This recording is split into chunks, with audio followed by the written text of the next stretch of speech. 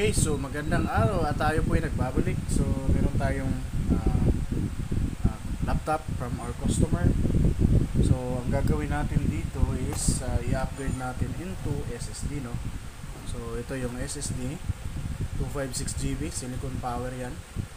Tapos ito yung enclosure para sa old hard drive, para dito natin ilagay. Then ang model ang brand ng laptop nito is Lenovo IdeaPad 330. So yan po, ito. And then ang exact model nito is tanggal na. Lenovo IdeaPad 330-14i-KB. So medyo mabagal, madaya si Lenovo. Tingnan nyo, ang CD walang laman, case lang. So pwede to pang abang sa ano din, sa caddy. Okay, so tatanggalin ko na ito. Mabagal kasi to guys, kasi naka HDD siya. So diretso na tayo, buksan na natin. Actually binaklas ko na yung mga screw nito, no? Kasi binuksan ko na to, ipakita ko lang sa inyo. So pag baklas nito guys, iangat lang natin to. Maganda dito sa mga bago, click type lang yung ano niya, no? Lock yan. Yan lang. Then same. Ayan. Then dito. Yan. Kasi click type lang eh. So although natanggal natin yung mga screw, kaya dire-diretso na tayo. So yan, tanggal na. So ito yung loob na. Hold natin. Yan. Of course, meron ano yan. Hindi natin ito, natin camera. Okay. So ito na yung laptop natin. So ang gagawin natin dito guys, tanggalin natin itong ito HDD na. Pero paano? Ayun, no? So yung RAM niya is 4GB ata to. So naka-built in yung RAM, walang RAM. Then slide natin, right? Ayun. Iangat natin. Okay. So iangat natin, then hilahin. So ito na. Yan yung hard drive na. Then ang gagawin natin itong case na is kukunin natin. Okay. Yan lang. Ganun lang siya. So iangat lang natin. Yan. Wala na. Yun lang. Nakaganyan yan. So ito guys, 1TB ito. So pag mayroon kayong mga laptop doon na hindi pa naka SSD or naka NVMe, i-upgrade nyo na. Kasi ang NVMe po, yung SSD, ito yung bagong ano natin ngayon, storage 10 times faster siya kumpara sa HDD. Or depende, may mga ibang brand ng SSD na 3.5 na times 15 pa, no? Like Kingston, pero medyo mahal. Pero maganda. Ito times 10 lang to. So yan, of course, kung paano natin binaklas, ganun din ang pag-galing na. So gaan lang, 5.6GB yan, silicon power. By the way, kung brand ito is made in Taiwan. So yan. Okay, so yan na. So balik natin, salpak, same it. Yan.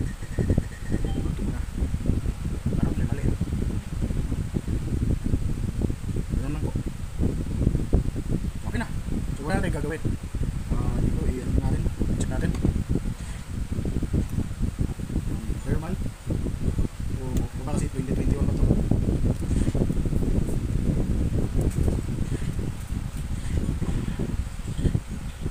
palitan na natin kasi medyo parang matigas na siya yung processor niya.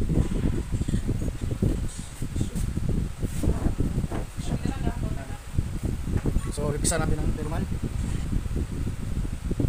Dry na. Wala yung pad eh. Ito, baka ano yung ano na. Walang pad nilagay. Pero open. Baka walang yung Lenovo. Expose yung chips, direct na.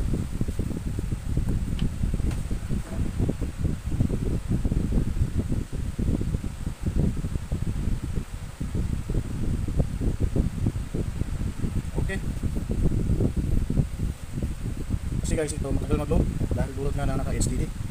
So ito maganda ito ngayon. So wala pang, may mga ikabo konti. Pero so balik natin, same position. Okay. Alright.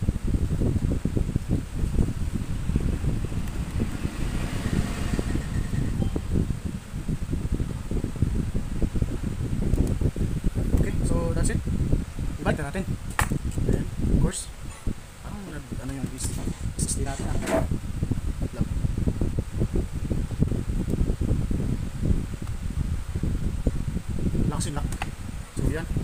So imagine, ito yung case niya, walang laman, yung CD-ROM, optical drive. So ang gagawin pagka naroon dito, wala. Meron ba? Meron. Pagka mga hard drive, pero ewan ko lang. Hindi pa yung setup.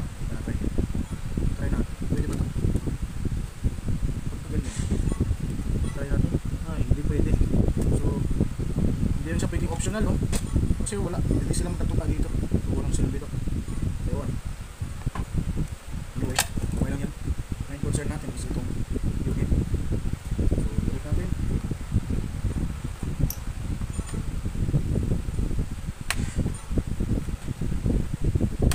As I mentioned, click type lang siya guys. Kaya madali yung ibalik. Pag-click yung plastic, goods tayo. Dito. Okay, good. Okay. Babalik na natin.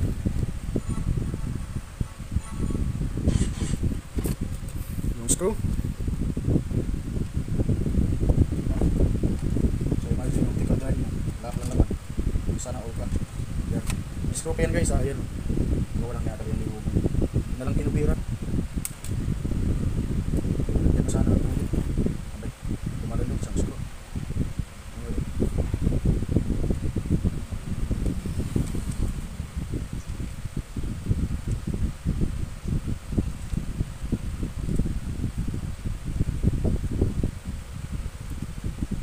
Kulang isa. Isa.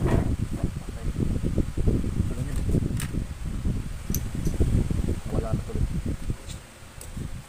Ayan guys, hanapin na natin. Tara, ito. Lalim. So, let's go na natin.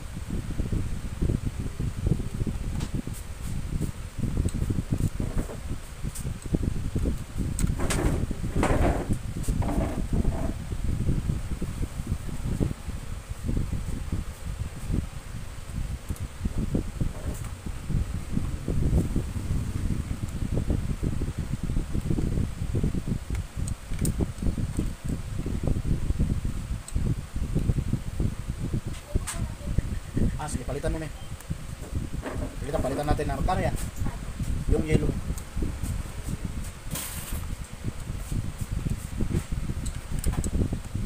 Okay. So, this is it. Check natin ngayon kung mag-detect ba yung SSD natin. Power on. Refresh. Nasa yung cellphone yan. So, yan. Okay, so gagawin natin, i-check natin sa BIOS kasi wala pang system yan. F2 ba? F2 or F1? Not sure. Ayaw ko malag.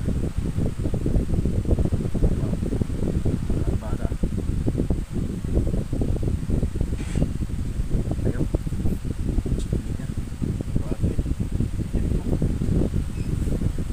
Lenovo F2 po. Presyo yung F2. So ngayon, titignan natin kung meron tayong na nakita, no? Solid PCC, silicon power na solid state drive SSD. So ito yung RAM natin, 4 GB. Then configuration, support natin yan.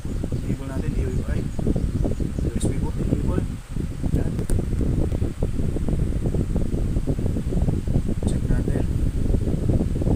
So by the way guys, naka-license to Windows 10, no? Malamang single language. Okay, let's see. Secure boot disable.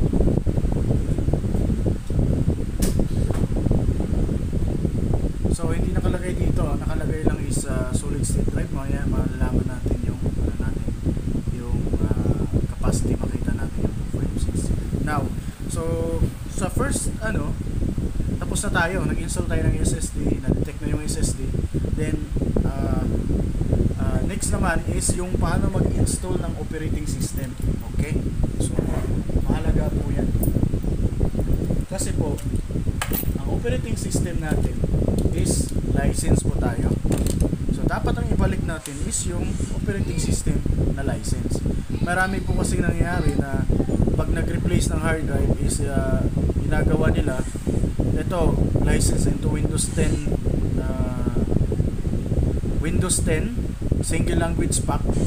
Maglo-load sila ngayon ng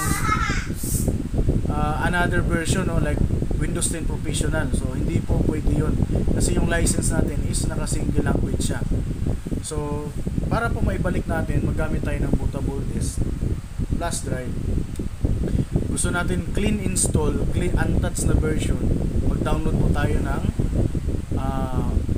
sa via Google Chrome Windows Media Creation Tool, Windows 10 Media Creation Tool. I-download natin yun, then mag-create tayo ng bootable na malinis. So ito yung bootable ko, consider as na-download ko na. Ang gagawin ko is i-boot natin yung USB natin, save natin. Okay, so magbo-boot na yan. Ito yung USB, insert natin, naka-insert na. Okay, so going tayo sa pag-setup nito, no? So make sure na naka-insert yung ano natin, USB. Tayo lang natin yan, mag-load yan.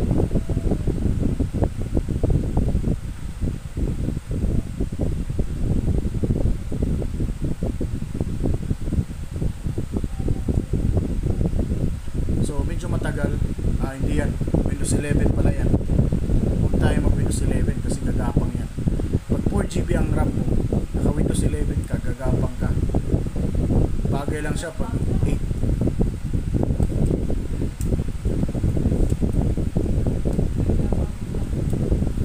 Slow yan. Okay, so ito Windows 10 na to, na bootable.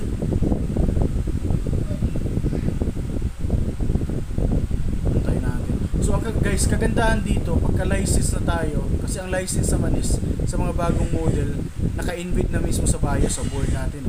So kahit nagpalit tayo ng ilang hard drive or SSD, nandun pa rin yung license natin. So ito, magbo-boot yan Windows 10. Pagka-license ka, hindi mo na kailangan mamili ng anong version, like single language pack, home edition, professional. Siya na mismo i-detect niya na yung license mo. So tayo. So ito may license to eh. Kung ang version mo ay galing Windows 10 Media Creation Tool, automatic niya nang i-detect kung anong version ang para sa'yo.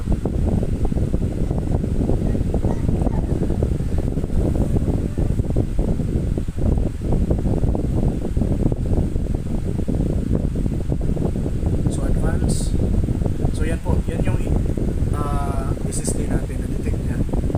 Okay? So ang gagawin ko is i-next ko na.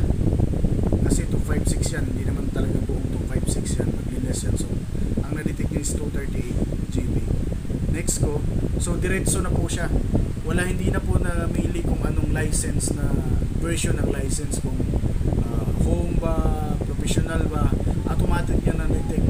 Automatic niya in-install yung kanong license ng version natin. So dire-diretso na yan.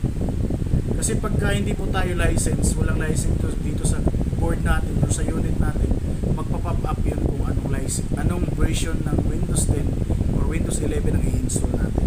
So in this case, automatic na in-install na nyo yung license natin. But I'm sure ito single language, pero okay lang kasi hindi naman pang business to. Iba-ibang category ng license, may iba-ibang features yan. Okay, so dito magtatapos ating video kasi may nag-comment sa YouTube channel natin kung paano ma-install ng Windows 10. So ito na po yun, sundan nyo lang po, dire-diretso na yan. Kung pagkatapos i-set up yan, doon mo makikita ko anong version yung license natin sa laptop. Okay, so hanggang dito na lang. Maraming salamat po, hanggang sunod. Bye. By the way, may nakalimutan tayo pala. So ito yung old hard drive natin, HDD. So ito yung bagong port enclosure, no, para sa kanya. Plastic to, madali lang gamitin. May kasama na siyang 3.0 na cable, USB cable. So pag insert po nito, pagkabit po ganito lang, iangat lang natin to. Yan. Naka-clip type din kasi to, plastic. So ito yung ano niya sa loob, connector niya. I-slide lang natin, ganyan.